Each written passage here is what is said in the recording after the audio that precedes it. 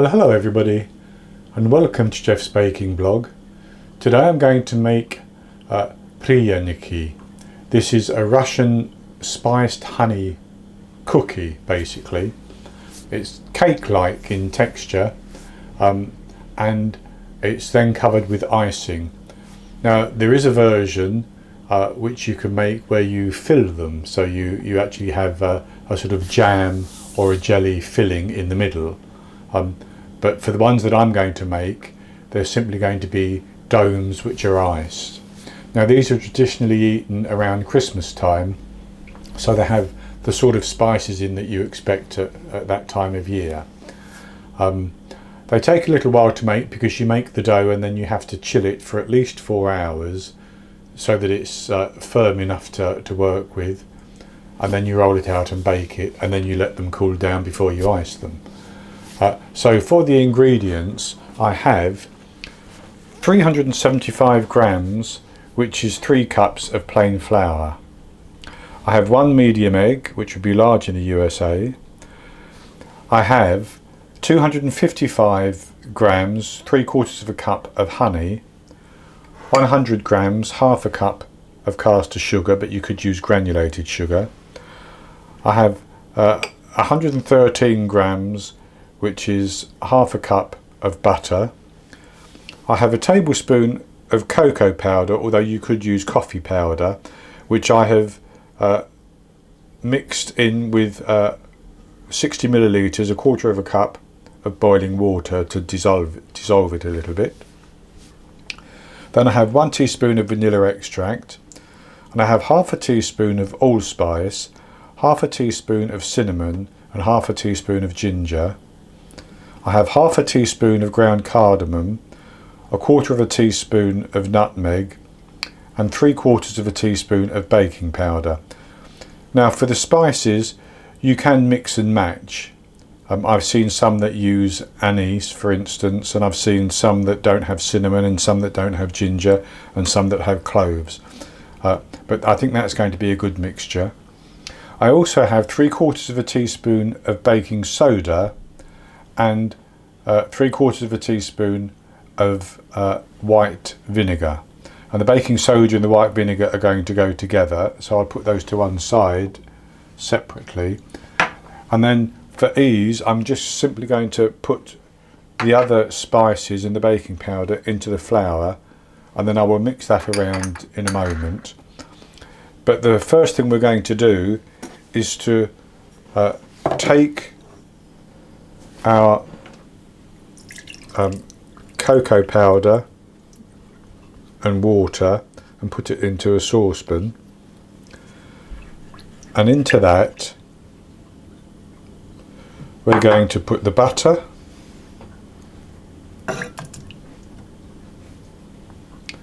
and the sugar,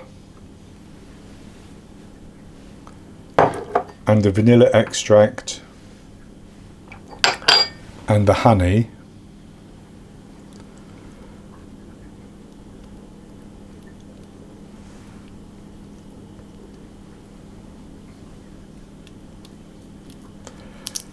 and then I'm going to heat that on the stove until the sugar has fully dissolved and everything is mixed together, and the butter is dissolved as well.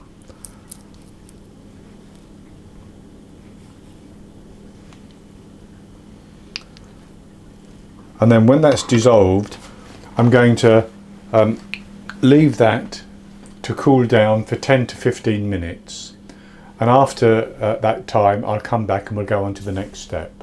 I melted the butter with the honey and the sugar and the vanilla extract, and I put that into my bowl of my stand mixer, and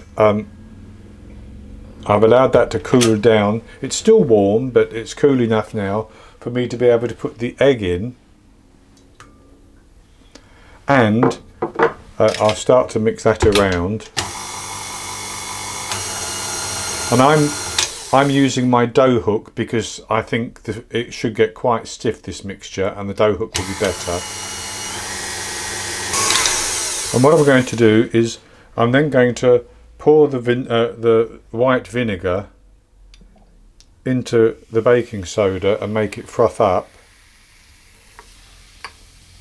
And I'm going to pour that into the mixture as well and mix that in.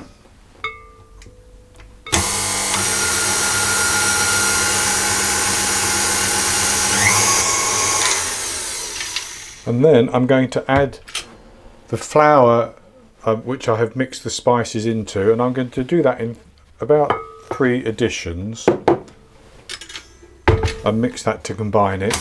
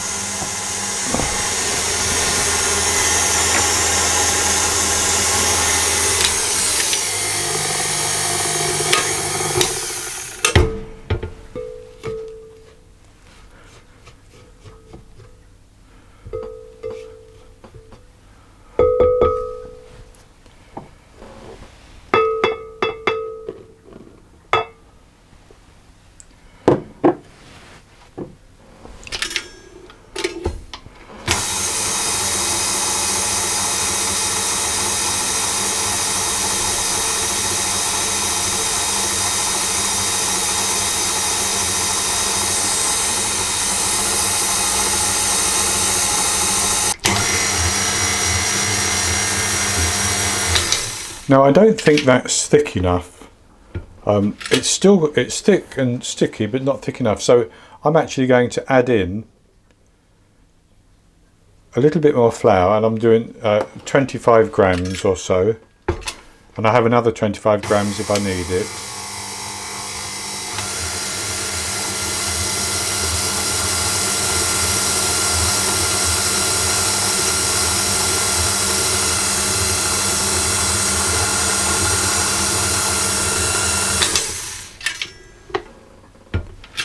Yes, I think I can put the other 25 in as well. So that's an extra 50 grams, so 425 grams of flour.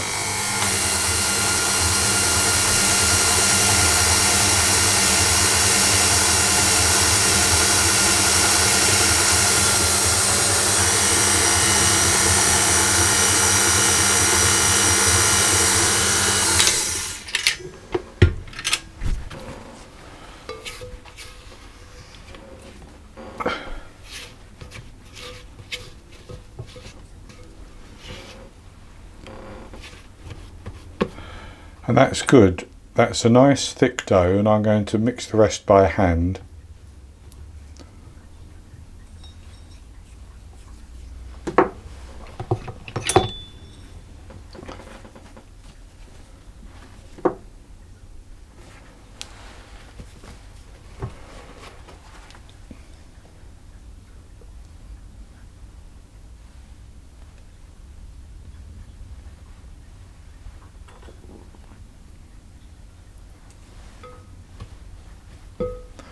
As you can see, it's very, very sticky, which is why we're going to set it in the fridge for at least 4 hours.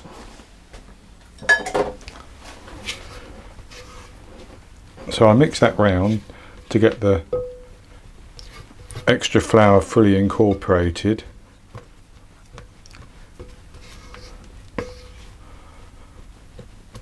And then what I'm going to do is I'm going to transfer that to a different bowl for freezing.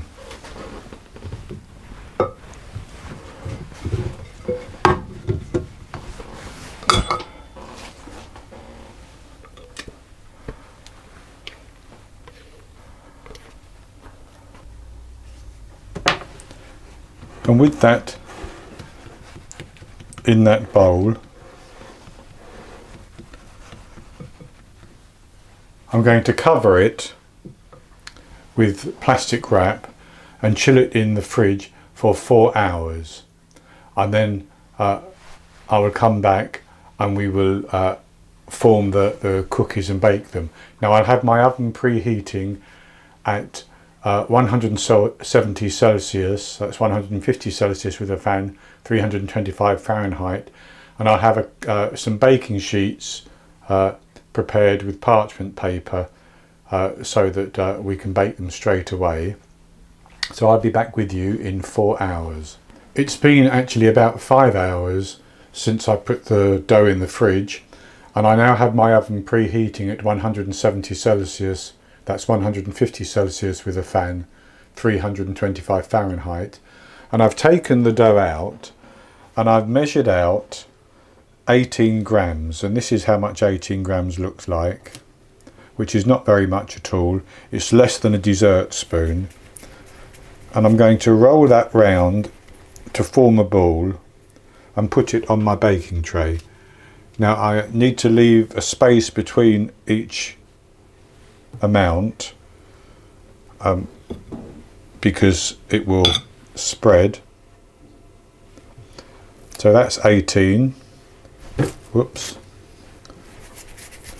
Now the reason I'm measuring these is that I want to get 54 out of the dough, and I've estimated that 18 grams will give me 54.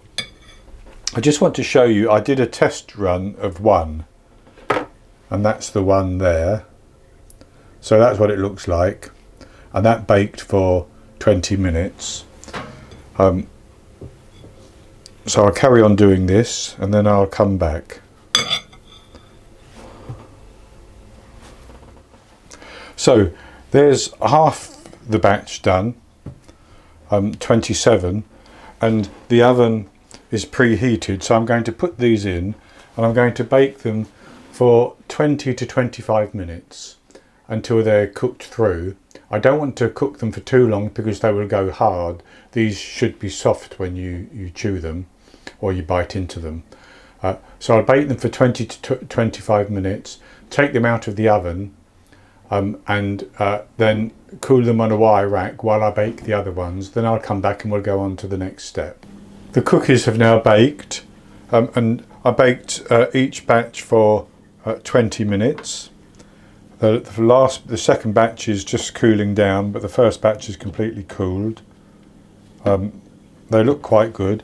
So what I have here is 250 grams of icing sugar, and I have 55 millilitres, which is just under a quarter of a cup of milk. So that's a quarter of a cup minus 1 teaspoon. And I'm going to pour into that about half a teaspoon of anise extract. That's just optional. I just want to give a little bit of extra flavour into the icing, and I'm going to pour that milk with the anise into the icing sugar and simply stir it around until I have a nice paste, and this will form the icing on top of the cookies.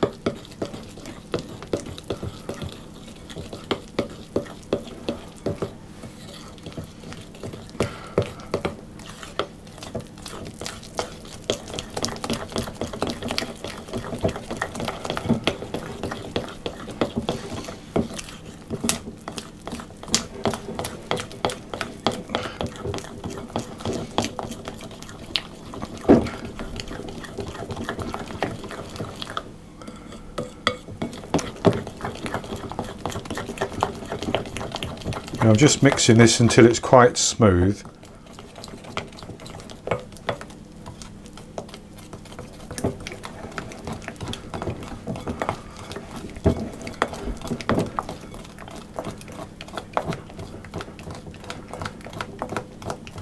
I'm pressing out any lumps that I see.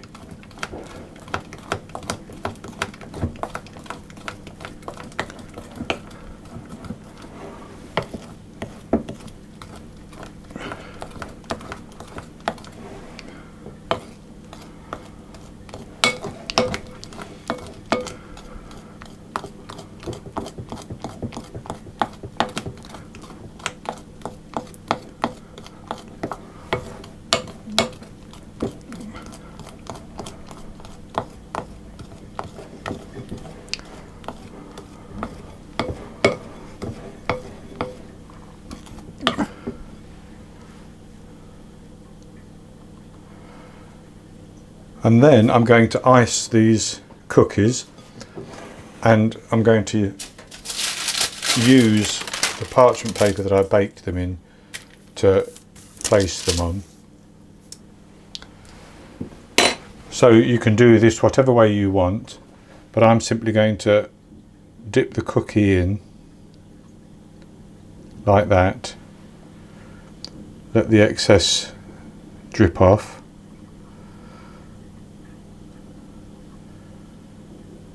and then I'm going to turn it over and place it like that.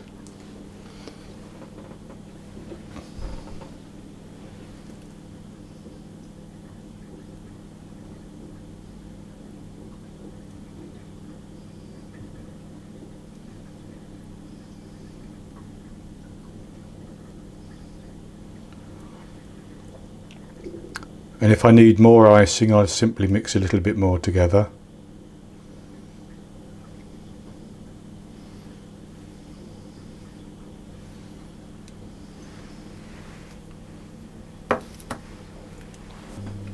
I've iced the Pryaniki and let the icing set, and I've frozen some already, but this is what they look like. Now, depending on how thick you want the icing, you may need to make more than the 250 grams of sugar that I used.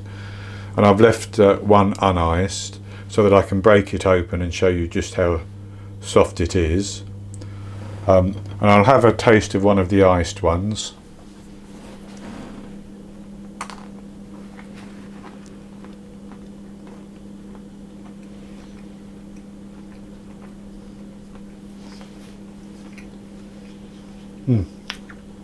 It's very, very tasty. I get lots of the spices because I used several different spices, and the anise that I used in the icing. You don't have to use that. You can use anything, or you can use nothing, just milk and sugar. But it's very, very good. These are very similar to the German Pfeffernusse cookie, which is made around Christmas time as well. So that's going to be it for this recipe, and I hope you've enjoyed it. If you have, please give me the thumbs up below the video and click to subscribe to my YouTube channel. In the top right hand corner of the screen there will be an eye that you can click on, which will take you to the recipe, and I'll put a link below the video as well. And then I'll be back with another recipe in the very near future. So until then, happy baking.